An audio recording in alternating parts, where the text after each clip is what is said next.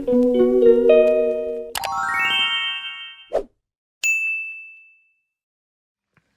Afternoon বন্ধুরা। আমি বলেছিলাম আগের ব্লগেই তোমাদের বলেছিলাম যে আমি বিকেলের দিকে এক জায়গায় ঘুরতে যাব। তো আমরা যাচ্ছি হচ্ছে কাঠিয়া বাবার আশ্রমে।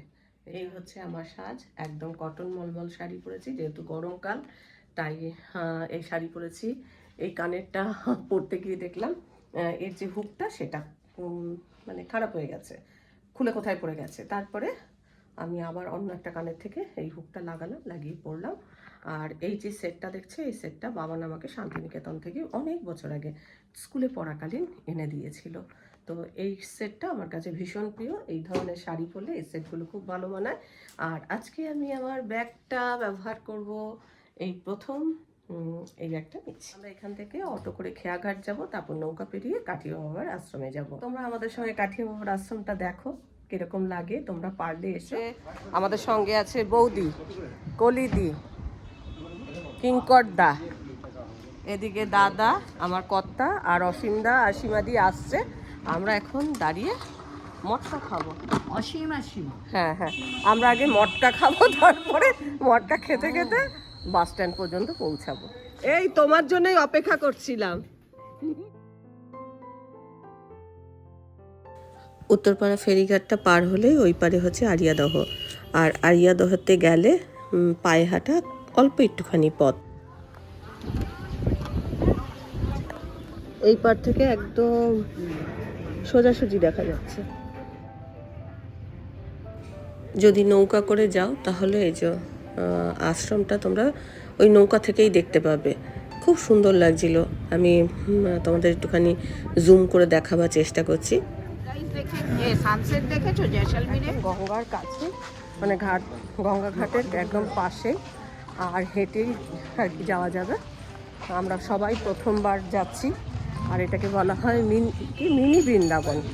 দেখি গিয়ে কিরকম কি, সকলেই খুব উৎসাহ নিয়ে যাচ্ছি। আমরা এখন এই যে কাঠিয়া বাবার আশ্রমে চলে এসেছি। এখানে হিন্দি বাংলা দুরকম ভাষাতেই সব কিছু লেখা ছিল। এটা হচ্ছে প্রবেশদ্বার, আর দ্বারটা বেশ সুন্দর, মানে তোমাদের ঢুকেই বেশ ভালো লাগবে। দ্বারটা তো খুব সুন্দর ছিল, কিন্তু দ্বারের সামনেই বাইক অনেকে রেখেছিল, যেটা দেখতে খুব একটা ভালো লাগছিল না। যাই হোক, এটা আমার পার্সোনালি মত। দ্বারের একদম উপরে মা লক্ষ্মী বিষ্ণুর পদসেবা করছে। দ্বাররক্ষীরা দ্বার আগলে দাঁড়িয়ে আছে। শ্রী স্বামী ধনঞ্জয় দাস কাঠিয়া বাবা। এই মন্দিরটা খোলে হচ্ছে বিকেল 5টা থেকে 7:30 পর্যন্ত। মন্দিরটা বেশ বড়, তোমাদের ঘুরে ঘুরে দেখতে অনেকটা সময় লাগবে। ভেতরটা তো খুবই সুন্দর। এখানে মানে ঢুকতেই তোমরা দেখতে পাবে যে গুরু পরম্পরার সমস্ত গুরুদের মূর্তি, ছোট ছোট মূর্তি আছে। আর মূর্তিগুলো খুব যে বড় তা না, তবে কাচের মধ্যে থেকে খুব ভালোভাবে দেখা যাচ্ছে। এই আশ্রমের ভেতরে ঢুকলেই তোমরা এটাই সবার আগে দেখতে পাবে। দ্বারটা তো বাইরের দিক থেকে তোমাদের দেখিয়েছি, এবার ভেতর দিক থেকে তোমাদের একটু দেখিয়ে দিচ্ছি। একদম উপরে কৃষ্ণের বিশ্বরূপ দেখতে পাবে, তার পাশে জগন্নাথের মূর্তি আছে, এছাড়া শিব মূর্তিও রয়েছে। আর নিচে আছে দ্বারকানাথ। এখানে প্রবেশদ্বারের সামনেই এগুলো দেখা যাবে। ঢুকেই তো তোমরা গুরু পরম্পরার মূর্তিগুলো দেখতে পাবে, আর ঠিক তার উল্টো দিকেই দেখতে পাবে যে রাধাকৃষ্ণের রাসলীলা। আর মাঝখানে রাধাকৃষ্ণ রয়েছে, আর এটা সাইডে আর কি চলমান ছিল, যেটা কিনা দেখতে খুব সুন্দর লাগছিল। সবাই বলো রাধে রাধে, রাধে রাধে, রাধে রাধে। এখানে কৃষ্ণ কিন্তু অষ্টসখীদের সাথে রাসলীলা করছে। আশ্রমটা যেরকম অনেক গাছপালা দিয়ে সুন্দর করে সাজানো ছিল, তেমনি সেই গাছপালার ফাঁকে ফাঁকে গাই বাছুর হরিণও ঘুরে বেড়াচ্ছিল। আশ্রমটা খুব সুন্দর করে সাজানো, যেটা কিনা মনে খুব শান্তি আসবে। যারা আমার মতো এখনও বৃন্দাবনে গিয়ে শ্রীকৃষ্ণের দর্শন করতে পারোনি, তারা অবশ্যই অবশ্যই এখানে এসো। এখানে দিনের বেলা কিন্তু খোলা থাকে না, সিপ 5টা থেকে 7:30 পর্যন্তই বিকেলবেলা খোলা থাকে। একটু এগিয়ে গেলে তোমরা দেখতে পাবে শ্রীকৃষ্ণ যেরকম অর্জুনকে আত্মজ্ঞান প্রদান করেছিলেন, তেমনি এখানে গুরুদেবও তার শিষ্যদের আত্মজ্ঞান প্রদান করছেন। বেশ ভালো লাগবে। আর ঠিক তারই পাশে তোমরা আরেকটু এগিয়ে চলে গেলে তোমরা দেখতে পাবে যে সমুদ্র মন্থন হচ্ছে। অমৃত নিয়ে দেবতা আর অসুরদের মধ্যে সেই লড়াই। সমুদ্র মন্থন করে এরকম বিষ উঠেছিল, অমৃত উঠেছিল। এখানে মহাদেব বিষ পান করছেন, আর সামনেই আছে কৃষ্ণের কচ্ছপ অবতার। এই যে অনেক পৌরাণিক কাহিনীকে এখানে এরকম মূর্তির মাধ্যমে বর্ণনা করা রয়েছে।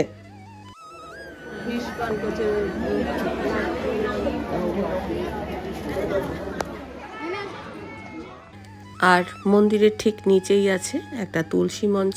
খুব অল্প খরচে অল্প সময়ের মধ্যে তোমরা একদিনে এই একটা জায়গা কিন্তু ঘুরে যেতে পারো। আর এখানে শ্রীকৃষ্ণ সেই গোবর্ধন পর্বতকে আঙুলে যে তুলে ধরেছিল সেটা রয়েছে। আর পাহাড়ের উপর থেকে ওই যে বৃষ্টির যে জলটা সেটা পড়ছে, সেটা তোমরা দেখতে পাবে, বেশ সুন্দর। বৃন্দাবনে যাওয়ার আমার খুব শখ ছিল, তো মিনি বৃন্দাবন দিয়ে শখটা পূরণ করি, তাই না? না, হ্যাঁ হ্যাঁ হ্যাঁ, গোবর্ধন পাহাড় ধরেছে, ওই যে আঙুল কেনা আঙুল দিয়ে ধরেছে, দেখো এই পাশ থেকে দেখো, তাহলে বুঝতে পারবে। হ্যাঁ, জলটা বেশ সুন্দর পড়ছে।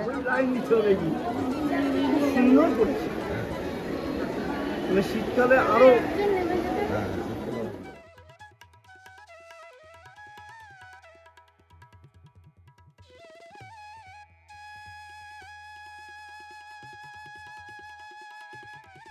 এতক্ষণ আমি যে এটা দেখাচ্ছিলাম, মানে ঢুকতেই তোমরা এগুলো দেখতে পাবে। তারপরে কিছুটা এগিয়ে গেলে বিভিন্ন রকম মূর্তির মাধ্যমে বিভিন্ন পৌরাণিক কাহিনীকে তুলে ধরেছে।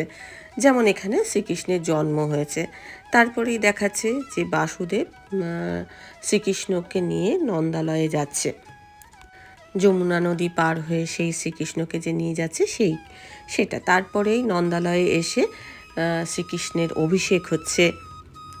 তারপরেই তোমরা দেখতে পাবে যে পুতনা রাক্ষসী সেই শ্রীকৃষ্ণকে বিষ দুধ পান করাতে এসেছিল, এই পুতনা বধের দৃশ্যটাও তোমরা দেখতে পাবে। এরকম পরপর তোমরা কিন্তু বিভিন্ন রকম মূর্তির মাধ্যমে যে পৌরাণিক কাহিনীগুলো সেইগুলো তোমরা দেখতে পাবে। আর এটা হচ্ছে মানে মন্দিরটা, আমরা এখনও মন্দিরে প্রবেশ করিনি, কিন্তু আমরা এই যে বিভিন্ন রকম যে মূর্তিগুলো, যেখানে যে এখানে দেখাচ্ছে যে শ্রীকৃষ্ণের নামকরণ হচ্ছে।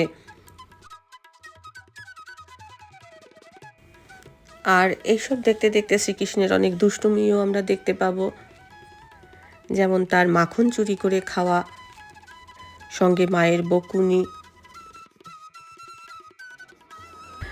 আশ্রমে তো বিভিন্ন রকম পৌরাণিক কাহিনী তোমরা দেখতে পাবে, যেটা কিনা আমাদের শাস্ত্রে রয়েছে। এছাড়া ধরো গঙ্গার ধারে যেহেতু আশ্রমটা, সেহেতু প্রাকৃতিক দৃশ্য কিন্তু খুব মনোরম ছিল।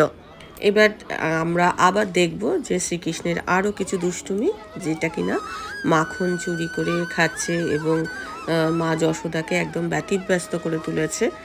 সে দড়ি নিয়ে ছুটে বেড়াচ্ছে তাকে বাঁধবে বলে, এইসব আমরা দেখতে পাবো। আর এত লোকের ভিড় ছিল, মন্দিরের ভেতরে ক্যামেরা কিন্তু অ্যালাউ নয়। আর এখানে একটা জিনিসের একটু অসুবিধা হচ্ছে, হয়তো এগুলো ধীরে ধীরে ঠিকঠাক হয়ে যাবে, এখানে জুতো রাখার কিন্তু ব্যবস্থা নেই। তারপরে তোমরা আরেকটা সাইডে দেখতে পাবে রাধাকৃষ্ণ নিধিবনে যুগল মূর্তিতে দোলনায় দোল খাচ্ছে, এবং দোলনাটা কিন্তু বেশ সুন্দর দুল ছিল, যেটা কিনা দেখতে খুব ভালো লাগছিল। এবার আরও একটা সাইডে এসছি, যেখানে কিনা আমরা দেখতে পাবো রাম লক্ষ্মণকে সর্বরী কুল খাওয়াচ্ছে। নিজে কুল খেয়ে দেখেছে কোন কুলটা মিষ্টি, সেই কুলটা রামের জন্য সেই এটুকুলটাই রেখে দিয়েছে। মানে ভক্তি, এখানে দেখাচ্ছে যে ভক্তিতে যে ভালো জিনিসটা ভগবানকে প্রদান করা, এটা আর কি। তারপরেই তোমরা দেখতে পাবে অহল্যার যে পাষাণ রূপ থেকে অহল্যার উদ্ধার, সেটা রামের স্পর্শে অহল্যা উদ্ধার হয়েছে, সেই দৃশ্যটাও তোমরা দেখতে পাবে। রামায়ণেরও কিছু কিছু অংশ এখানে মূর্তির মাধ্যমে তুলে ধরা হয়েছে। এখানে দেখো শ্রীকৃষ্ণ বলরাম সেই মাখন চুরি করে খাচ্ছে, কখনো তারা বনভোজন করছে, সেই বনভোজনের কিছু দৃশ্য সেগুলো এখানে তুলে ধরা হয়েছে, যেটা আমরা আমাদের মহাকাব্যে বা পৌরাণিক গল্পে আমরা পড়েছি, সেই সব জিনিসগুলোই আমরা এখানে দেখতে পাবো। কালিয়ানাগের মাথার উপরে শ্রীকৃষ্ণের সেই নৃত্য। যমুনায় গোপিনীরা যখন স্নান করতে যেতেন তখন শ্রীকৃষ্ণ কী করেছেন, তাদের বস্ত্র হরণ করেছিলেন। সেই মূর্তিও কিন্তু এখানে আছে, আর সেই গল্প আমরা জানি। দুষ্টুমির ছলে কখনো ফল বিক্রেতার থেকে ফল কিনেছে। এই রকম শ্রীকৃষ্ণের গোচারণ লীলারও কিছুটা অংশ এখানে তুলে ধরা হয়েছে। অনেক কিছু দেখার আছে, বেশ সুন্দর, ঘুরে ঘুরে দেখতে পারো, তোমরা আসতে পারো। এটা খুব কাছাকাছি, আমাদের বাড়িতে খুব বেশি দূরও নয়। যেহেতু রবিবার আজকে, তাই বেশ ভিড়ও আছে, অনেক লোক এসছে, মানে গঙ্গার ধারে বসে অনেকটা সময় কাটানো যাবে। খুব সুন্দর জায়গাটা। হ্যাঁ হ্যাঁ, গজেন্দ্র মোক্ষ লীলা রয়েছে। শ্রীকৃষ্ণের নৌকা বিহারের কিছু অংশ। কুরুক্ষেত্রের যুদ্ধে শ্রীকৃষ্ণ যখন ভীষ্মকে রথের চাকা তুলে মারবার উদ্যোগ হয়েছিলেন সেই দৃশ্য। তারপরেই রয়েছে বিদুর পত্নীর দেওয়া কলার খোসা খুব আনন্দের সঙ্গে খাওয়ার দৃশ্য। শ্রীকৃষ্ণের 10 অবতারের মূর্তি এখানে রয়েছে, যেমন মৎস্য অবতার, কুর্ম অবতার, তারপরেই ছিল বরাহ অবতার, নৃসিংহ অবতার, বামন অবতার, পরশুরাম, রাম অবতার, কৃষ্ণ অবতার, গৌতম বুদ্ধ, বুদ্ধ অবতার আর কল্কি অবতার। এই ছিল কৃষ্ণের 10 অবতারের 10 রূপ। মোবাইলটা ব্যাগে ঢুকিয়ে নেবো, কিন্তু এখানে একটাই অসুবিধা, জুতো রাখার অসুবিধা। আর প্রচুর লাইন, ভেতরে ক্যামেরা অ্যালাউ না, তাই ভেতরের অংশ দেখাতে পারবো না, বাকিটা দেখিয়ে দিলাম। গঙ্গার ধারে কাঠিয়া বাবার বেশ কয়েকটা বড় বড় মূর্তি রয়েছে।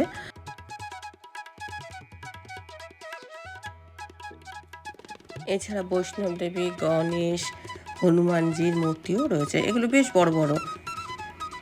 আর তার উল্টো দিকেই কাঠিয়া বাবার অনেক মাহাত্ম্য তুলে ধরা হয়েছে। এখানে একটা বিশাল শিব মূর্তি রয়েছে, একদম গঙ্গার ধারে। খুবই সুন্দর জায়গাটা, তোমাদের খুব ভালো লাগবে।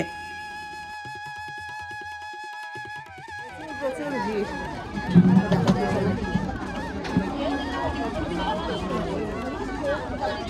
আমরা এখানে বেশ ভালো বসেছিলাম, ভাবলাম এখানে বসে চা খাবো, কিন্তু এরা বলছে এখানে চা ভালো হবে না। হ্যাঁ, মেশিনে চা হচ্ছে,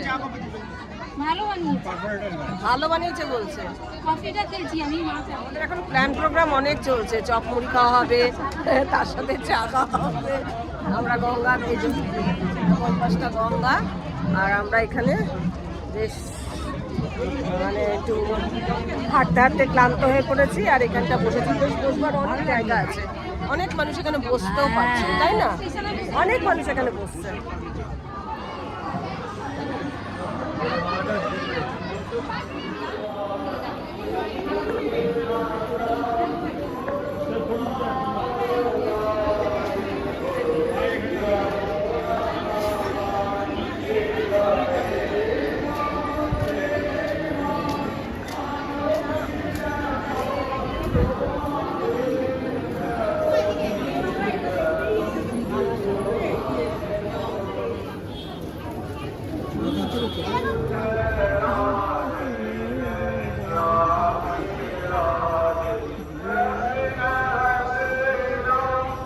কিন্তু কাঠিয়া বাবাই তো অনেকে আছে, কয়েকজন আছে, তাই না?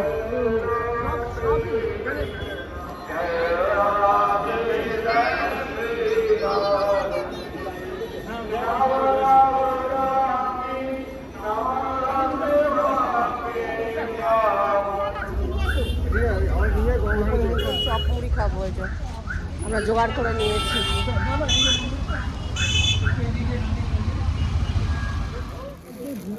ও আচ্ছা, দুটো করে নিয়েছে। আমাদের ডিনারের মেনু এখানেই হয়ে যাচ্ছে। ডিনারটা আমরা এখানেই করছি না, 5 স্টার হোটেলে। আমাদের 5 স্টার হোটেলে। ভালো হয়েছে, ভালো করেছে। এই অমনি করো না। হ্যাঁ, কাঁচা লঙ্কা আছে দোকানে? হ্যাঁ আছে, দাঁড়াও, আর দুটো কাঁচা লঙ্কা সেখানে আজকে তো খাচ্ছে, খায় না।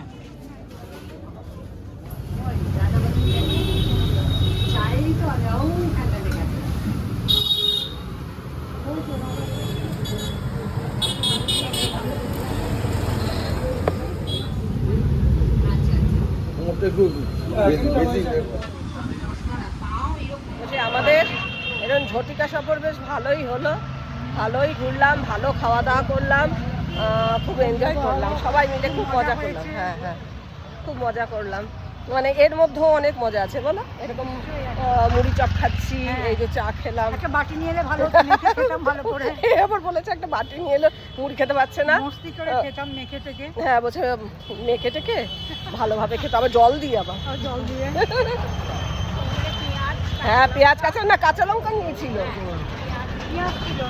হ্যাঁ পেঁয়াজ ছিল না, আমারও পেঁয়াজ টেয়াজ হলে ভালো লাগে। 1 কাপ চা, এই চাটা যদি ওই মুড়ির সাথে হতো আরো ভালো হতো বলো। তোমরাও মাঝে মাঝে এরকম ঘুরতে বেরিয়ে পড়ো আমাদের মতো করে। আজকের ব্লগটা আমি এখানেই শেষ করছি। ব্লগটা দেখে ভালো লাগলে অবশ্যই একটা লাইক দিও, প্রচুর প্রচুর শেয়ার করো। আমার চ্যানেলটা ভালো লাগলে অবশ্যই সাবস্ক্রাইব করে আমার পাশে থেকো। আজকের পর্বটা আমি এখানেই শেষ করছি। দেখা হবে নতুন একটা পর্ব নিয়ে, নতুন কিছু নিয়ে।